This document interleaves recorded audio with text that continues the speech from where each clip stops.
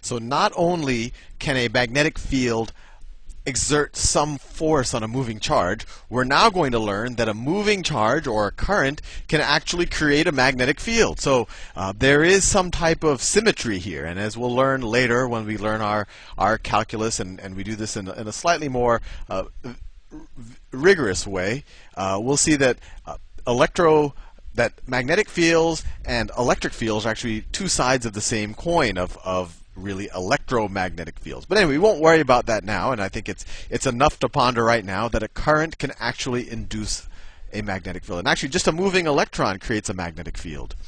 And it does it in a kind of a surface of a sphere. I won't go into all of that right now because the math gets a little bit fancy there. But what you might encounter in your standard high school physics class that's not getting deeply into vector calculus is that if you just have a wire, let me draw a wire, that's my wire, and it's carrying some current I.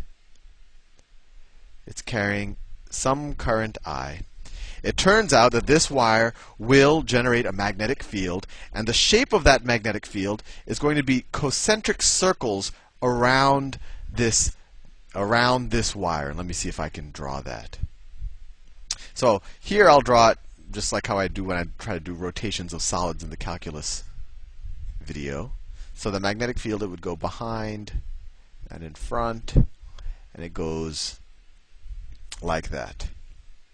Or another way you could think about it is, let's go down here, is on the left side of this wire, if you say that the wire is in the plane of this video, the magnetic field is popping out of your screen.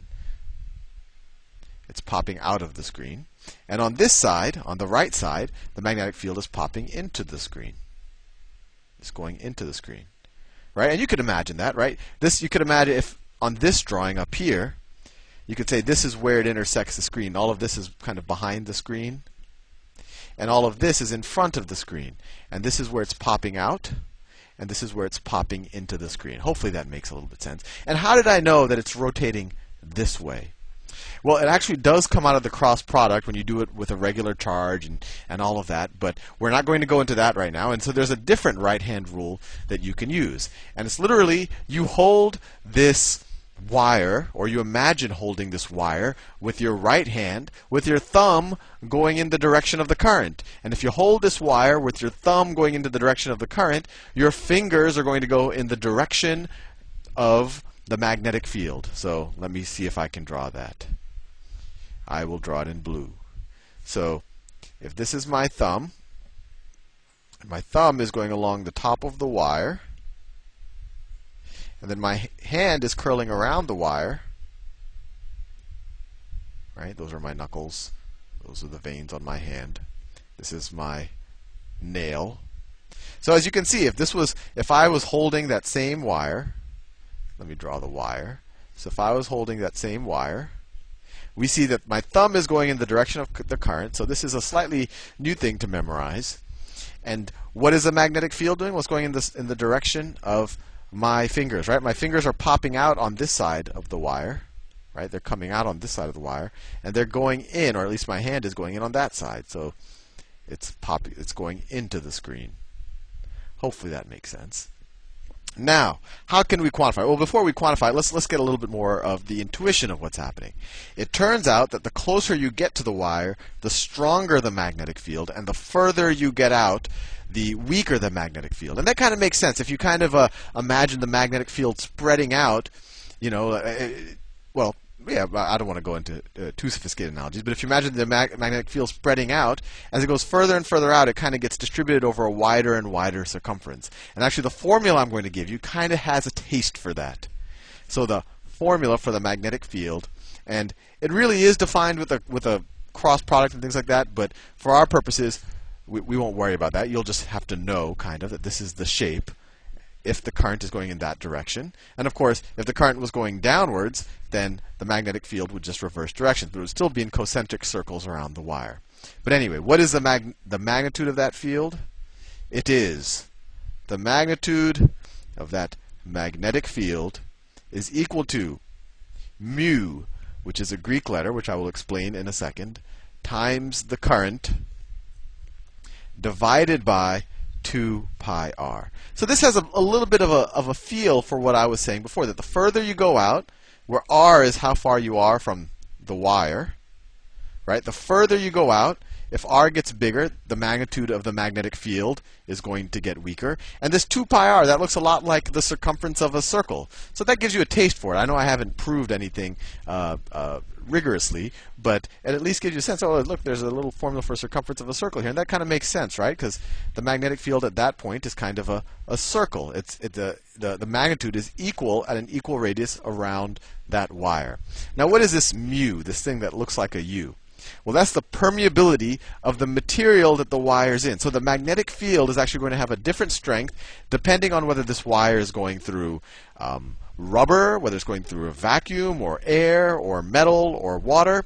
And for the purposes of your high school physics class, we assume that it's going through air normally. And the value for air is pretty close to the value for a vacuum. And it's called the permeability of a vacuum. And I forget what that value is. I could look it up. But it actually turns out that your calculator has that value. So let's do a problem just to put some numbers to the formula. So let's say I had this current. And it is I don't know, the current is equal to, I'm going to make up a number, 2 amperes. 2 amperes. And let's say that I just pick a point right here that is, let's say that that's 3 meters away from the wire in question. So my question to you is, what is the magnitude and the direction of the magnetic field right there? Well, the magnitude is easy. We just substitute in this equation. So the magnitude of the magnetic field at this point is equal to and we assume that the wire is going through air or a vacuum. The permeability of free space, that's just a constant, all it looks fancy, times the current, times 2 amperes, divided by 2 pi r. What's r? It's 3 meters. So 2 pi times 3, so it equals the permeability of free space. So let's see, the 2 and the 2 cancel out over 3 pi. So how do we calculate that? Well, we get out our trusty TI-85 calculator, and I think you'll be maybe pleasantly surprised or shocked to realize that I deleted everything just so you can see how I get there. That it actually has the permeability of free space stored in it. So what you do is you go to second and you press constant, which is the 4 button. And say the built-in constants. And let's see, it's not one of those. You press more. It's not one of those. You press more. Oh, look at that. Mu naught. The permeability of free space. That's what I need. And I have to divide it by 3 pi. Divided by 3. And then where is pi? There it is. It's over the power sign. Divided by 3 pi. It equals 1.3 times 10 to the negative 7th. It's going to be Teslas. The magnetic field is going to be equal to 1.3 times 10 to the minus 7th Teslas. So it's a fairly weak magnetic field, and that's why you don't have metal objects being thrown around by the wires behind your television set. But anyway, hopefully that gives you a little bit, and you know, just so you know just how it all fits together. So we're saying that these moving charges, not only can they be affected by a magnetic field, not only can a current be affected by a magnetic field or just a moving charge, it actually creates them.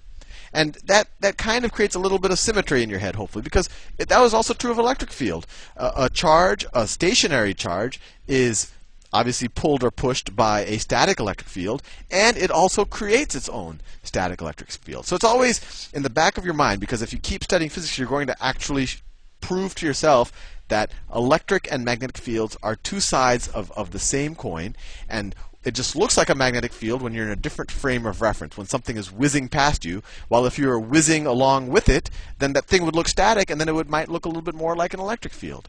But anyway, I'll leave you there now, and in the next video, I will show you what happens when we have two wires carrying current parallel to each other. And you might guess that they might actually attract or repel each other. Anyway, I'll see you in the next video.